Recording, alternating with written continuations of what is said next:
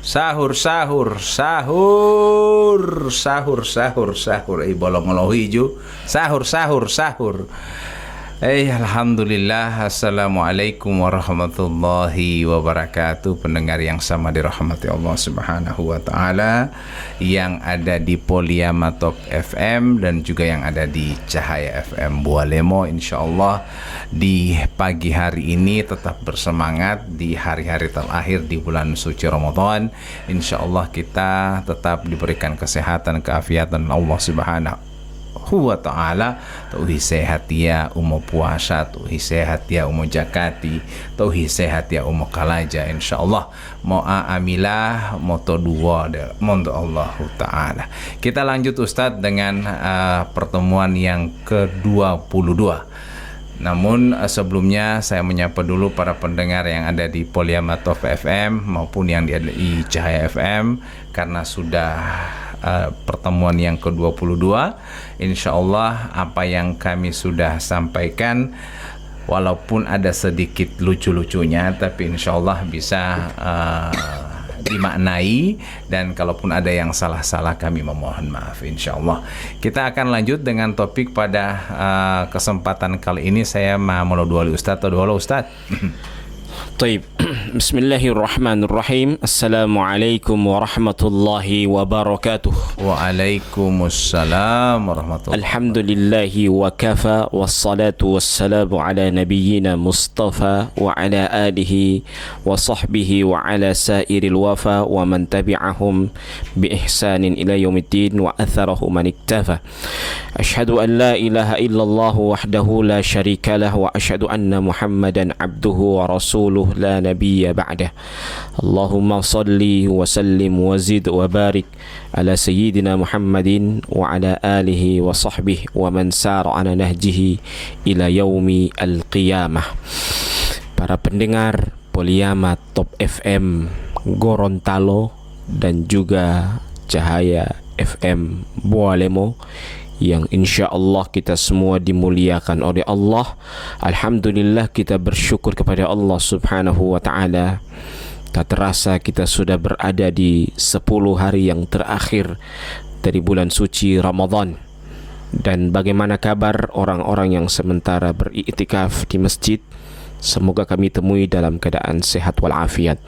Salawat dan taslim kita haturkan kepada junjungan kita Nabi Allah Muhammad sallallahu alaihi wasallam, kepada keluarga beliau, sahabat beliau, dan insya Allah curahan rahmat tersebut akan sampai kepada kita selaku umatnya yang komitmen dan konsisten dengan ajaran yang dibawa oleh beliau.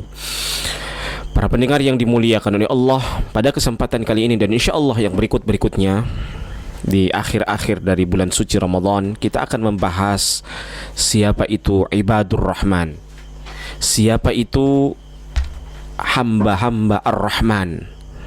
Jadi ibadur rahman, ya, kata Allah subhanahu wa ta'ala dalam Al-Quran, wa ibadur rahman alladzina yamshuna 'alal ardi hauna wa idza khatabahumul jahiluna qalu salama. Jadi ibadur rahman itu, hamba ar-Rahman adalah orang-orang yang berjalan di muka bumi ini dengan hauna, dengan tenang. Ya. Jadi dia berjalan dengan tenang. Dia melaksanakan ibadah juga dengan tenang. Dia tidak tergesa-gesa. Biar Allah ta'ala motornya buat tenang. Maksudnya itu adalah ketika lalu misalnya hilang ini tenang. Jadi, Ustaz, ya? Jadi tenang itu maksudnya ketika ibadah dia tenang, tidak tergesa-gesa. Ya, sebagaimana kata Nabi, seburuk-buruk orang yang mencuri dalam sholat itu adalah, maksudnya seburuk-buruk orang mencuri adalah mencuri dalam sholat. Artinya paling mutawada itu mutawa to tabiah. Ya. Makanya oleh sebab itu, orang ketika dia melakukan ibadah, dia melakukan ibadah dalam keadaan tenang. Jadi begitu juga ada masalah, dia tenang. Ya, ketenangan itu yang sangat diperlukan dalam kehidupan. Kalau orang yang tenang, maka dia pasti akan menyikapi masalah juga itu dengan baik. Tapi kalau dia tidak tenang, maka dia tidak mampu menyikapi masalah dengan baik. Pendengar yang sama dirahmati Allah Subhanahu wa taala, sebelum kita melanjutkan tentang hamba yang tenang, ini ada sedikit pertanyaan mengenai i'tikaf tadi itu Ustaz sampaikan tadi bahwa sementara yang berada di masjid melakukan i'tikaf. I'tikaf ini apakah seharusnya di masjid atau boleh yang mengurung diri di rumah 10 hari cuma dalam kamar? Yang i'tikaf itu kecuali ibu-ibu yang di dalam rumah. Jadi ibu-ibu itu yang dalam rumah. Misalnya begini, ada kan suami istri yang i'tikaf. Kalau suami tidak boleh i'tikaf dalam rumah. Bo istrikaf itu. Berarti bo i'tikaf dalam rumah berarti bo imai mantung itu.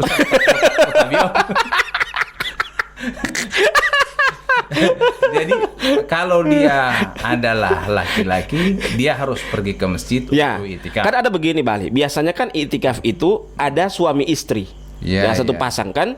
Jadi ada misalnya ada 10 pasang suami istri yang i'tikaf. Jadi di masjid itu laki-laki. Dan ada satu rumah yang mereka siapkan untuk ibu-ibu yang i'tikaf.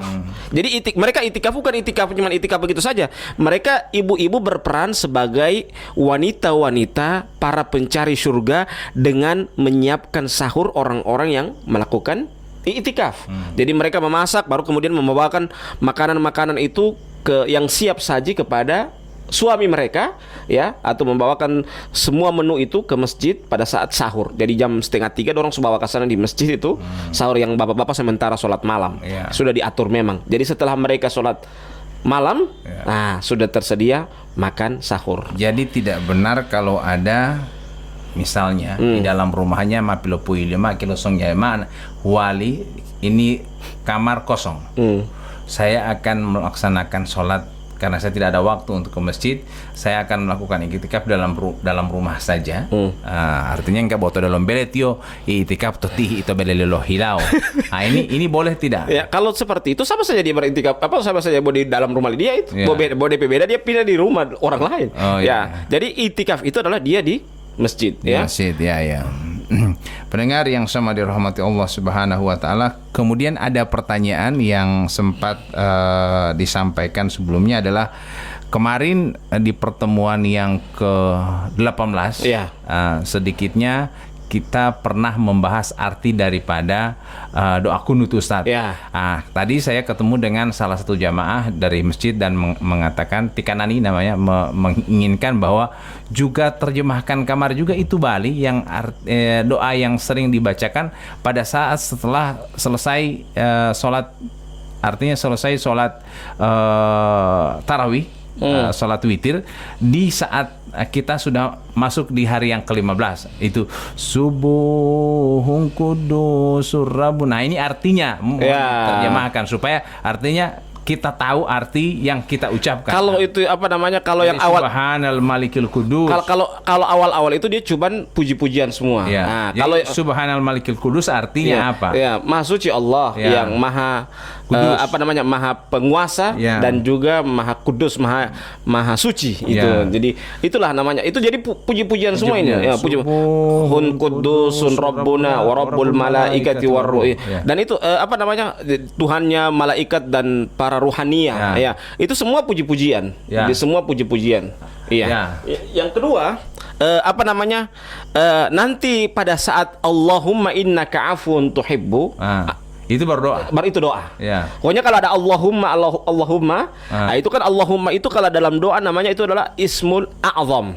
Ismul a'zam namanya. Jadi kalau Allahumma antas salam wa minkas salam, Allahumma inna nas'alukal huda wat tuqa wal afafa wal ghina. Itu doa. Pokoknya kalau diawali dengan Allahumma atau rabbighfirli, rabbi itu Allahumma lakasumtu. Jadi Allahumma lakasumtu artinya ya Allah, kami meminta kepadamulah kami serahkan kami berpuasa. Maksudnya untukmulah kami berpuasa.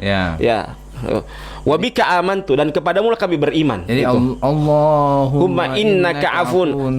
Ya Allah sesungguhnya Engkau Maha Pengampun. Allahumma innaka afun tuhibbul afwa, mencintai pengampunan.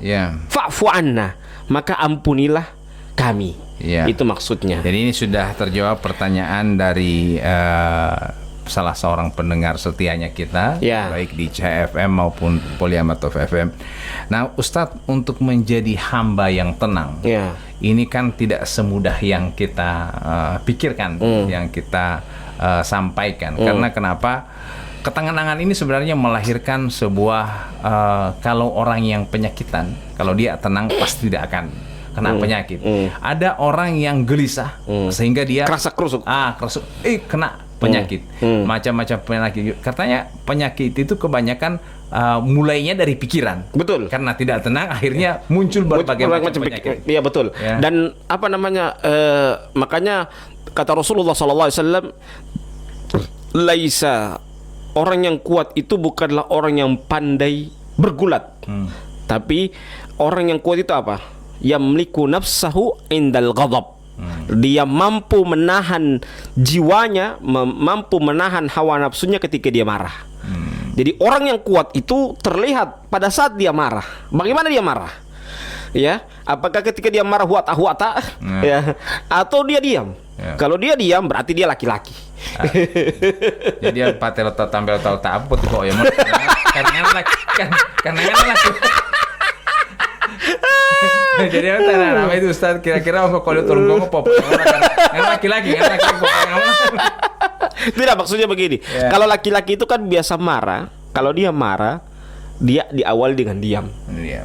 Beda dengan perempuan. Masya Allah, kalau perempuan marah, Allah 3 hari 3 malam dari ruang tamu ke belakang malu kerusuk. Saya lebih suka baku dapat dengan yang tim itu yang bapak marah cerita terus tidak apa-apa. Saya sama tanya bojangan Bapak diam. itu yang bapak diam. Itu yang parah, saya sudah mau. Kalau saya tambahan istilah apa? TV masih sementara rusak. Jadi kan itu mabut ya. Malah suhuru. Opo. Masih ladu yang mau suhuru pi po. Mana bila masa dia Ustaz? Mangannya suhuru masa dia masa dia ngambil. Masih lah dia mau po suhuru po. Ilebe po jalan rumah pi enggak mata tama daripada po. Tidak tahu marah atau tidak ini. Kan karena apalagi kalau melodung hemotan lima itu lima ali Ustaz makan tenang. Tio tenang. Allah tio. Ini masalah bukan tenang, ini masalahnya api dalam sekam. Memang anjuran agama kita hidup itu dalam keadaan tenang. Ya, jadi ketika ada musibah kita tenang, jangan huata-huata. Ya. Akhirnya kita cari solusi ke sana kemari. Ya. Kalau ada apa saja yang terjadi musibah dalam diri kita, kita diwajibkan atau dianjurkan untuk tenang. Ya. Ketenangan inilah yang kemudian membuat kita menjadi dewasa. Makanya Rasulullah SAW itu mencela orang-orang jahiliyah. Ya. Orang-orang jahiliyah itu ketika ada orang yang meninggal dunia, mereka apa? Darabal wujuh. Mereka menampar-nampar pipinya. Wasyaqqal juyub, dan mereka merobek-robek kantongnya. Karena apa? Karena tidak ridho dengan keputusan Allah Subhanahu wa taala. Makanya Ibnu Qayyim Al-Jauziyah dalam kitabnya Uddatus Sabirin, beliau mengatakan bahwa jiwa itu punya 2 kekuatan. Kekuatan itu 2 apa? Pertama, kekuatan dalam melakukan sesuatu, dan yang kedua adalah kekuatan dalam menahan. Ada orang yang mampu ketika dia melakukan kekuatan itu, kekuatan tatkala dia melakukan ketaatan kepada Allah. Namun di samping dia melakukan ketaatan kepada Allah, dia pun rajin punya kekuatan untuk bermaksiat kepada Allah. Jadi di samping dia rajin sholat, dia rajin bermaksiat. Ada juga orang yang mampu, ya, dia bisa menahan tidak untuk bermaksiat, tapi dia tidak mampu dalam melakukan ketaatan kepada Allah. Maka 2 hal yang harus kita perkuat diri kita. Yang pertama adalah ketika dia melakukan ketaatan kepada Allah, dia mampu melakukan ketaatan kepada Allah. Dan yang kedua adalah ketika dia bisa menahan dirinya untuk dari hal-hal yang bermaksiat kepada Allah, dia mampu menahan untuk tidak bermaksiat kepada Allah Subhanahu wa ta'ala. Nah, pendengar yang sama dirahmati Allah Subhanahu wa ta'ala, untuk menjadi tenang ketika kita menghadapi sebuah masalah besar yang kita hadapi, entah itu musibah ataupun masalah rumah tangga. Ini kira-kira dari sisi agama kita Islam, ketika kita harus mengatakan bahwa kita harus tenang.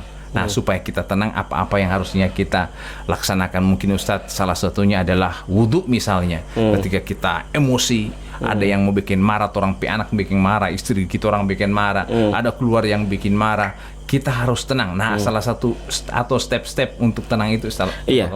Puasa itu mengajarkan kita untuk bersabar. Iya. Ya. Jadi seorang yang berpuasa, ya, makanya kata Rasulullah SAW ketika dalam hadis yang panjang itu, Rasul mengatakan apa? Ketika ada orang yang mengajak kita untuk berdual, apa kata Rasulullah? Katakanlah fakul inni shaim. Maka katakanlah saya sementara berpuasa. Ini menunjukkan apa? Kalau ditanya sama pribadi kita, kita bisa melawan itu. Tapi karena kita dalam keadaan berpuasa, Rasulullah memberikan petunjuk kepada kita untuk apa? Untuk kita mengatakan bahwa saya sementara berpuasa. Begitu juga pada saat kita berumah tangga. Rumah tangga itu adalah sebuah hal yang sangat berat, ya, karena kadangkala ada konsep yang berbeda. Masalah itu timbul bukan karena konsep yang sama, tapi konsep yang berbeda. Ya, DP Maitua suka A, DP Paitua suka B. Akhirnya papandanga, tarik menarik. DP apalagi kalau DP Maitua anak pertama, kayak DP Maitua anak kedua, DP Paitola anak kedua. Oh, karas dua-dua itu. Ya.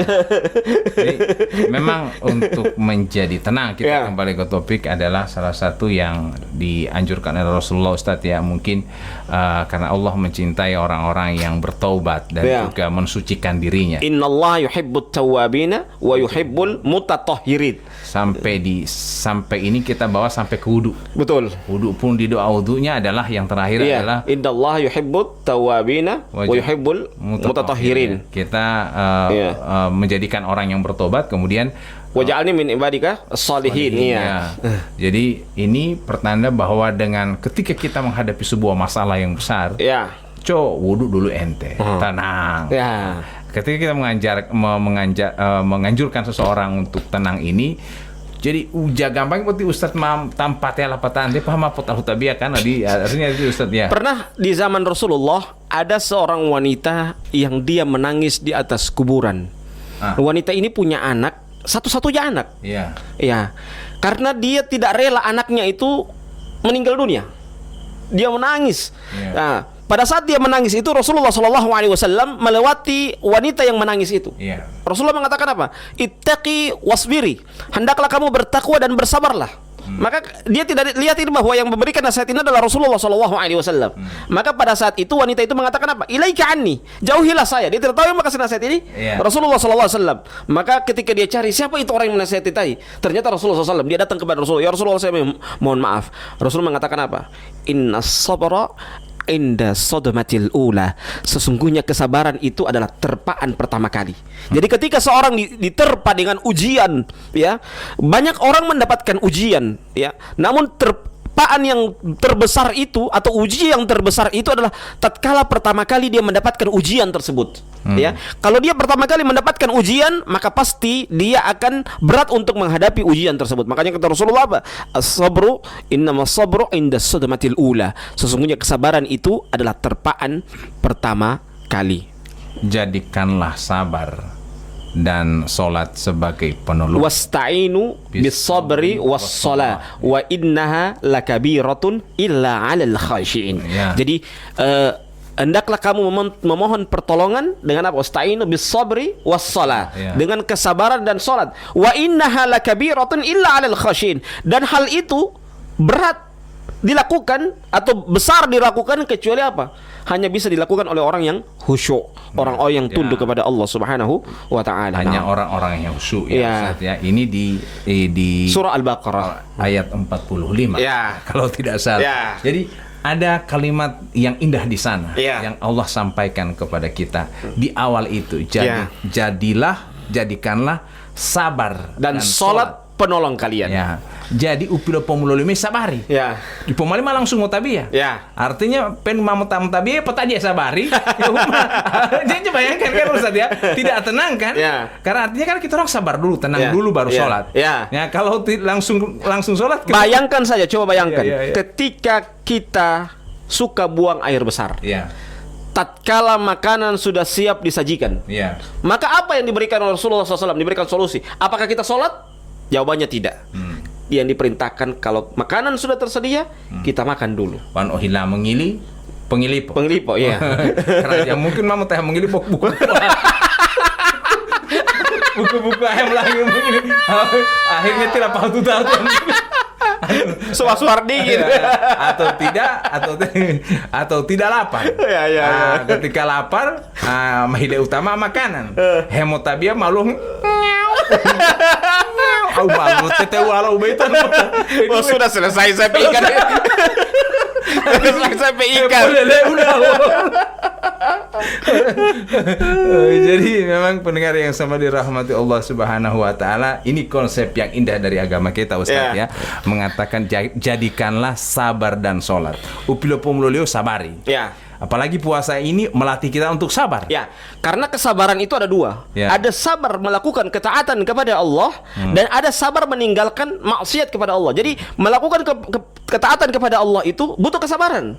Meninggalkan maksiat pun butuh kesabaran. Ya. Apalagi kalau dia sebagai pecandu kemaksiatan, dia berat sekali untuk meninggalkan kemaksiatan tersebut. Ya. Maka Rasulullah atau Allah Subhanahu wa taala dalam Al-Qur'an ini menyebutkan yang pertama kali itu apa? Sabar. Kesabaran. Wasta'inu bis-sabri was-shalah. Ya. Jadi sabar dulu. Karena gampang sholat dulu, ya. Gampang itu sholat itu. Karena orang yang istiqomah dalam sholat itu adalah dia bisa bersabar dengan apa? Dengan ketaatan kepada Allah. Ya, baru kemudian was-shalah. Karena wanu dia sabari, Ustaz, langsung motabia. Karena to motabia pun harus mau sabari. Jangankan begitu, tatkala kita berjihad, lihat dalam surah Al-Imran, di akhir-akhir surah Al-Imran, Allah mengatakan apa? Ya ayyuhalladzina amanu sabiru wasabiru warabitu la'allakum tuflihun. Kata Allah apa? Wahai orang-orang yang beriman, bersabarlah kalian.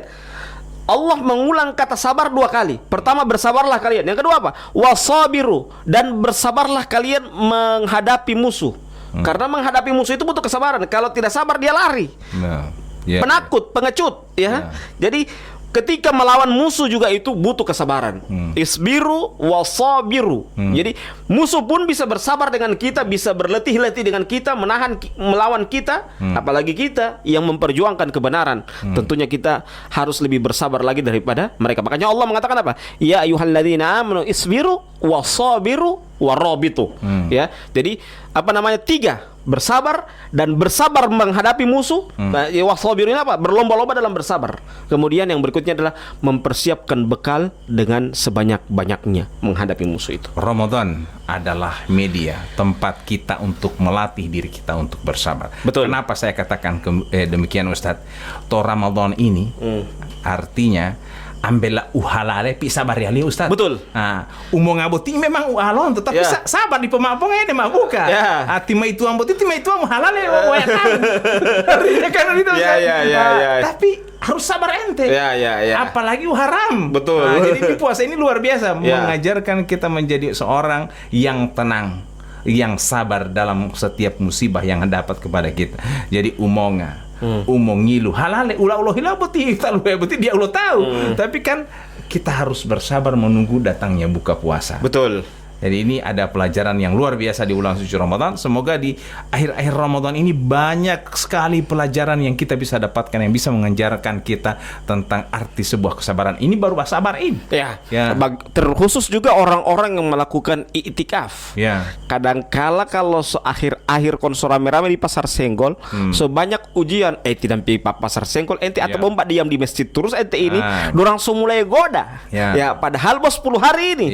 Usahakan, apalagi kalau di tahun ini cuman 9 hari, kan sampai 29. Berarti cuman 9 hari, tidak sampai 30 hari. Cuman 29 hari. Jadi ketika cuman 9 hari begitu, pergunakan waktu dengan sebaik-baiknya untuk melaksanakan i'tikaf di masjid.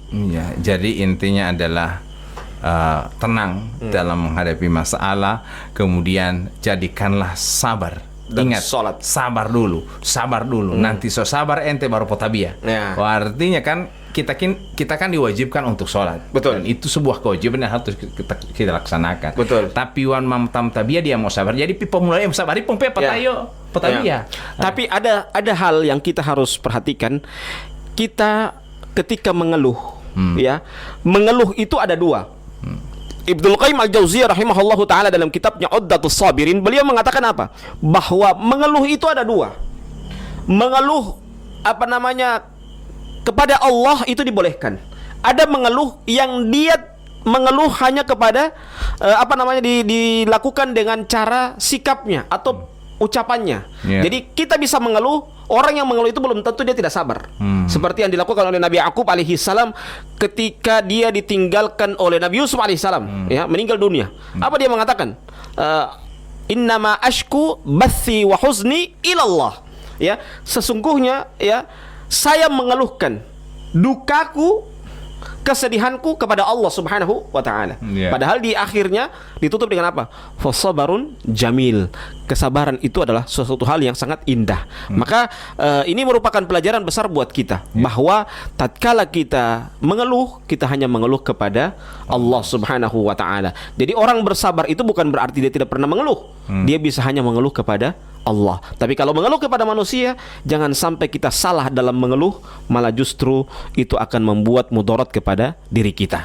Hamba Allah yang menjadi hamba Allah yang disayangi oleh Allah Subhanahu wa taala adalah salah satu yang harus kita miliki adalah hamba Allah yang tenang, dan ketenangan itu hanya butuh sebuah kesabaran yang luar biasa. Betul ya. Kita akhiri dulu perjumpaan kita pada hari ini karena kita butuh ketenangan, untuk makan sahur. Ya mau tahu pahutu pak mau tahu ya talang amilah. Amo tapi juga itu mau dia memang mama imsak cepat bahasa kabar semua. Boro lima itu ama iya betul lo cara main lot ketenangan lah patah hutu pak lot pak. Jadi pendengar yang sama dirahmati Allah Subhanahu wa taala, demikian kita akhiri dengan membacakan doa kafaratul majelis. Subhanakallahumma wa bihamdika asyhadu an la ilaha illa anta astaghfiruka wa atubu ilaik. Wassalamualaikum warahmatullahi wabarakatuh.